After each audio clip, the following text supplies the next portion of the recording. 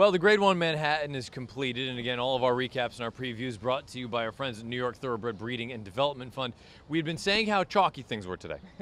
And then all of a sudden, Ascend comes rolling up on the outside at almost 30-1 and wins the Manhattan in pretty convincing fashion. Chalk Fest is over. Yeah, this horse, he was an outsider in this field to be sure.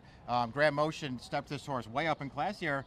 3 for 3 since Lasix has gone on this horse. He got a really nice trip and ride in this race, but he also won it fairly convincingly. And you know what? I don't even feel bad that in the preview I made the comment that he's hard to have in here, because he was hard to have in here. There's a reason he's paying $60+.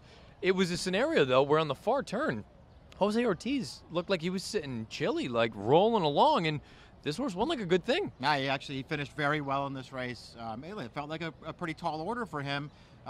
The trip worked out for him, but I don't know that I want to say he lucked into this win. I think he won it legitimately. Applicator went off to the front. It helped when Beach Patrol did not break alertly. He was a little bit farther back, and Florent Giroux needed to use him a little bit to get into position. Ruled Approval took up what I would say was the perfect position. I didn't think there was any excuse there.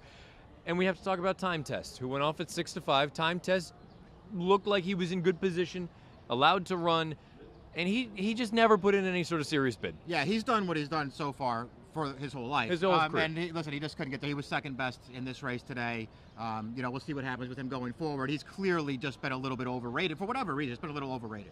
And now you look at this race as a whole, and you say, well, Ascend was a rank outsider coming into this race. World Approval set the perfect trip, and he couldn't finish the deal. Beach Patrol, I'll give him a little bit of a benefit of the doubt and say that he missed the break. Time Test hung badly.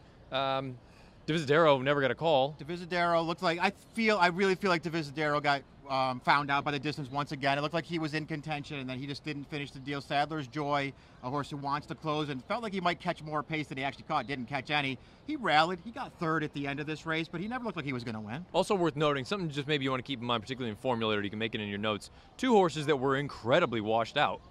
Divisadero, Sadler's Joy. They were both very, very warm on their neck, all foamed up. So do with that what you will, but a stunning result here in the Manhattan. Ascend gets it done. Well done, Grand Motion. Well done, Jose Ortiz.